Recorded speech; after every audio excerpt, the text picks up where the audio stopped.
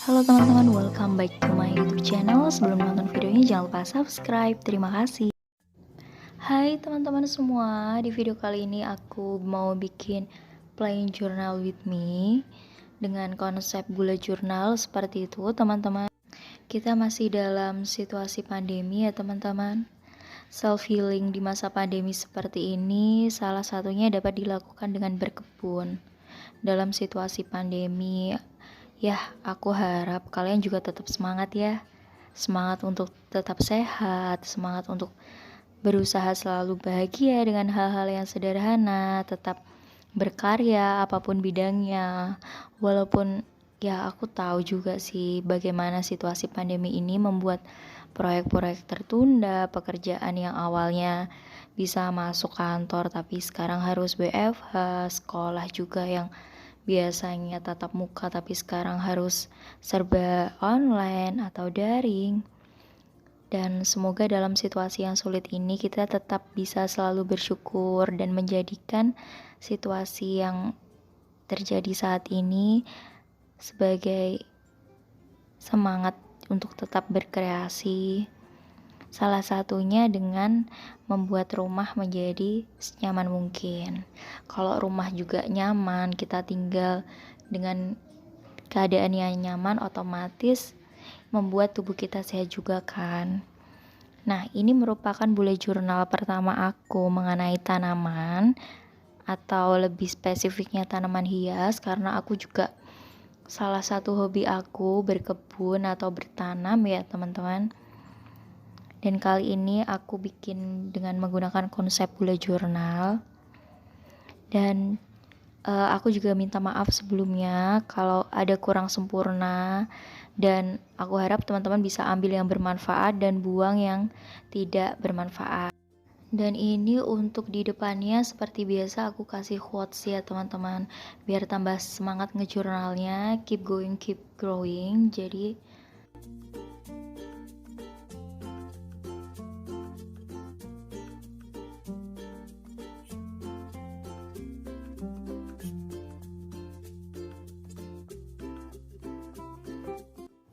dan jangan pernah membandingkan prosesmu dengan orang lain, karena tidak semua bunga di taman bunga itu mekar secara bersamaan. Kalau dipikir-pikir, apa sih manfaatnya membandingkan diri dengan orang lain? Kita lihat scroll-scroll Instagram, kita lihat TV, medsos, kita buka majalah, ternyata justru membuat kita tidak percaya diri dan merasa rendah diri. Dan secara tidak langsung timbul rasa insecure, memicu minder, depresi, kecemasan, hingga perubahan perilaku yang tidak pernah disangka-sangka sebelumnya. Jadi kita nggak bersyukur. Kok dia kayak gitu ya? Dia enak ya hidupnya, kok aku beda seperti ini? Itu kita nggak bersyukur, dan kita selalu melihat orang lain itu jauh lebih bahagia daripada diri kita sendiri. Dan sebenarnya apa yang ditaruh medsos itu ya udah sewajarnya. Dalam maraknya plant lovers atau pecinta tanaman hias juga seperti itu ya. Kadang kita tuh ada ngerasa, kok dia udah punya itu ya, kok aku belum punya. Wah, dia tanamannya tanaman sultan. Kalau aku sendiri cuma punya tanaman seperti ini. Jadi kita sering membanding-bandingkan. Nah, untuk apa? Sebenarnya punya dia atau punya kita itu semua juga tergantung prioritas masing-masing, tergantung keinginan masing-masing. Semua tanaman bagi aku itu sama aja teman-teman, semua juga punya keindahan masing-masing ya, entah itu tanaman murah atau mahal seperti itu menurut pandangan aku sendiri. Nah, selanjutnya ini aku bikin plant care tracker. Fungsinya yaitu untuk nge-track, semacam aku buat perencanaan sendiri mengenai merawat tanaman. Karena banyak banget ya macamnya, jadi aku masukin ke sini yang tergolong tanaman yang membutuhkan perawatan khusus teman-teman. Jadi perlu dipantau supaya enggak sampai mati seperti itu. Nah, ini aku buat 5 kolom ya teman-teman, terdiri dari penyiraman, kebutuhan sinar matahari, pemupukan, dan rotasi atau memindahkan tanaman dengan kondisi cahaya yang lebih baik atau memindahkan tanaman ke tempat yang lebih teduh.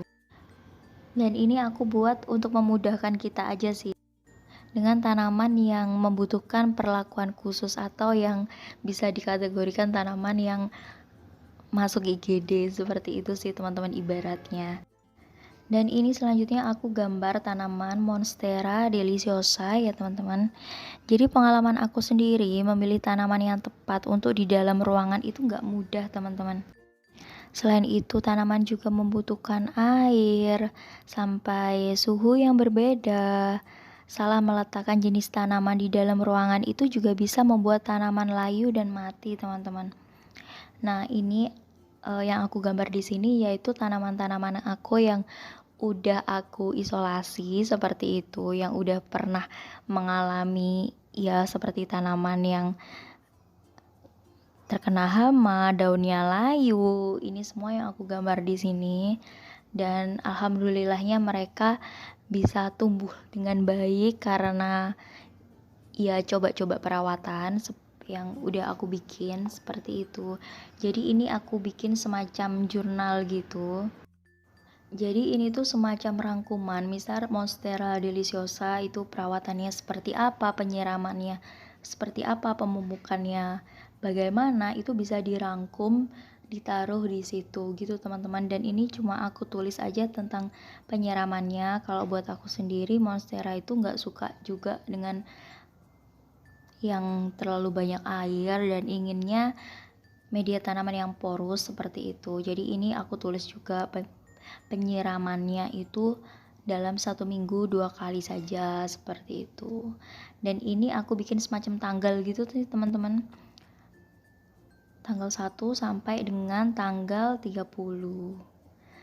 Dan ini khusus penyiraman aja sih teman-teman, jadi aku tandain gitu, biasanya kan lupa. Oh ya, kira-kira kemarin aku udah nyiram belum ya, karena saking ya kita nggak pernah tahu ya, saking banyaknya kegiatan terus lupa gitu. Dan seperti yang udah aku bilang tadi, yang aku tulis di sini ini tanaman yang dulu hampir mati teman-teman, dan berbagai sebab karena sekarang bisa tumbuh dengan baik dan bisa dikatakan mereka berhasil growth. Jadi aku catat di sini. Fungsinya sebagai pengingat aja sih teman-teman, kalau suatu saat juga mengalami hal yang sama seperti itu. Nah, ini adalah plan wishlist. Jadi tanaman yang ingin aku beli, aku biasanya catat di sini dan harganya berapa. Seperti itu, teman-teman. Jadi kayak udah jadi notes gitu sih. Ini tadi yang udah aku bikin ya, teman-teman. Dan ini adalah contoh tanaman-tanaman aku, teman-teman, yang indoor maupun outdoor. Pesan untuk teman-teman yang mau mulai berkebun atau mengkoleksi tanaman hias, mulai aja dulu ya, dari yang gampang, mulai dengan yang sedikit dulu. Harga tanaman belakang ini tuh juga lagi naik banget sebenarnya teman-teman. Jadi mulai dari tanaman yang murah dulu, biar kalau tanamannya kenapa-napa nggak terlalu sedih. Banyak kok tanaman yang murah tapi cantik. Kalau sudah berhasil menikmati dan merawat, baru kita tambah lagi tanaman yang lain. Jangan ragu juga untuk menyapa dan bertanya melalui medsos pada orang-orang yang lebih berpengalaman teman-teman. Semoga langkah kecil ini menjadikan kita lebih baik dan lebih produktif lagi ya. Terima kasih udah nonton videonya. Bye-bye.